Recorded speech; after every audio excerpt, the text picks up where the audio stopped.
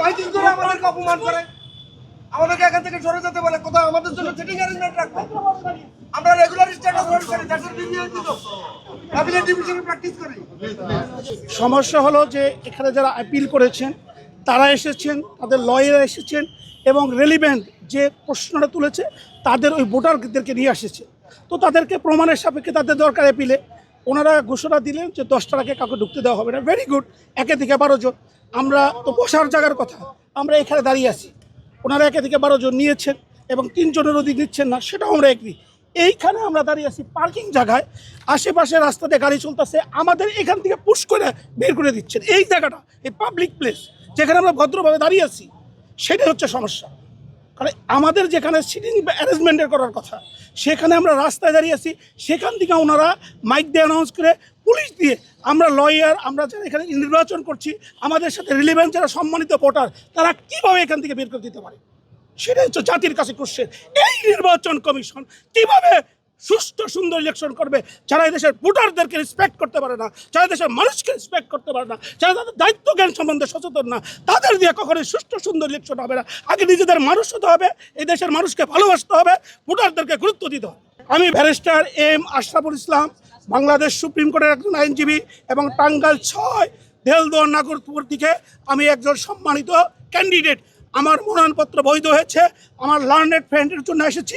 আপনারা শুনলে অবাক হবেন, আমি জাতির সামনে তুলে ধরছি যে এদের অন্যায় কীভাবে দেখেন, কীভাবে মানুষকে সাফারিং করে। এইখানে দেখেন কেন আসছে, এই যে দেখেন লেখা আছে, যাচাই বাছাই এবং তদন্তকালে ভোটারের মধ্যে দাখিলকৃত সমর্থনযুক্ত ক্রমিক নাম্বার একটা মাত্র 1207 ভোটার নম্বরটি ভুল থাকায় তথ্য যাচাই বাছাই করা সম্ভব হয়নি। এখন আসেন, এই যে এই 1207 দেখেন, এই যে আলম, এই যে তার নাম্বার, এই যে তার ফোন নাম্বার, এই তার ঠিকানা। যেতে পারতেন না ঠিকানায়, ফোন নাম্বার দিতে পারতেন না। এই 1% ভোট কালেক্ট করা ইটস সো টাফ। আমি তার উইটনেস করে আমি কালেক্ট করেছি।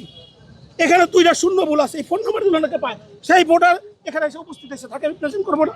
এবং আইনের আরপিও 14 বলা আছে, 14-2 যে কোনো ভুল থাকলে নিজ দায়িত্বে সেটা কারেক্ট করবে।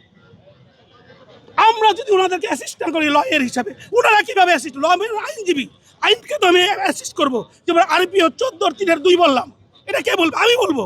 ওনারা আমাদের এখান থেকে গাড় ধাক্কা দিয়ে বের করে দিচ্ছে, মাইকে অ্যানাউন্স করছে। উনি কত বড় অফিসার!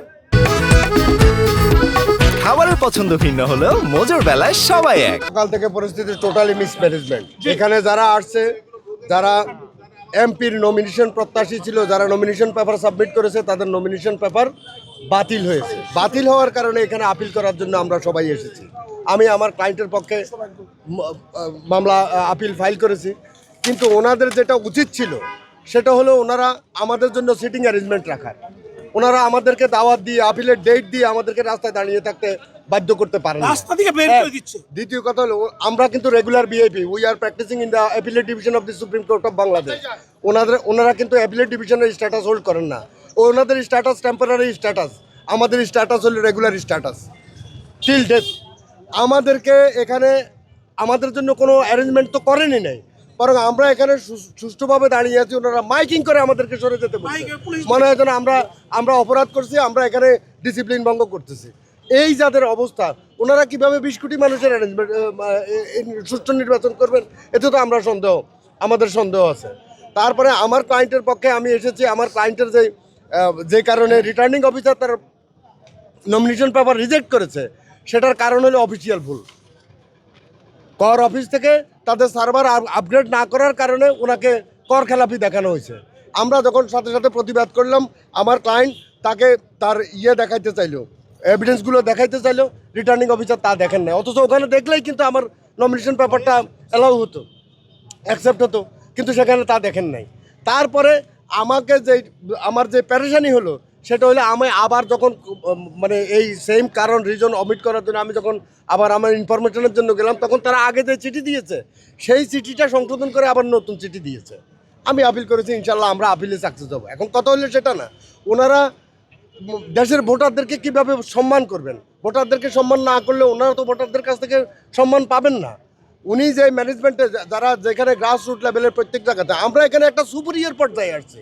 এখানে স্বয়ং খোদ নির্বাচন প্রধান নির্বাচন কমিশনার এবং নির্বাচন কমিশনার বৃন্দ, যেখানে একজন সিনিয়র সচিব এখানকার চার্জে আছেন, তারা কি অ্যারেঞ্জমেন্ট করলেন? তারা কি আমাদেরকে বলতে পারেন রাস্তায় যেতে? এবং রাস্তায় কি যেখানে যেই বাউন্ডারি ক্রস করে যেখানে যেতে বললেন, সেখানে কি আমাদেরকে ওয়েট করার জন্য কোনো ভালো বন্দোবস্ত আছে? তাও তো নাই। তাইলে ওনারা কেন এই সমস্ত এবং মাইকিং করতেছেন? আশ্চর্য ব্যাপার। আমরা কিন্তু জনতা না, আমরা এই দেশের মোর দেন সচেতন লোকদের একটা পর্সন যারা ক্যান্ডিডেট হয়েছে এবং আমরা যারা তাদের পক্ষে ওকালতি করতে আসছে। আমরা কেউই এখানে কিন্তু আমাদেরকে তুচ্ছ তাচ্ছল্যভাবে হ্যান্ডেল করার কোনো স্কোপ নাই। Is there any scope? কিন্তু ওনারা তাই করলেন। আমি Mohammad Farhad Hossain Kajol, advocate, Bangladesh supreme court appellate division.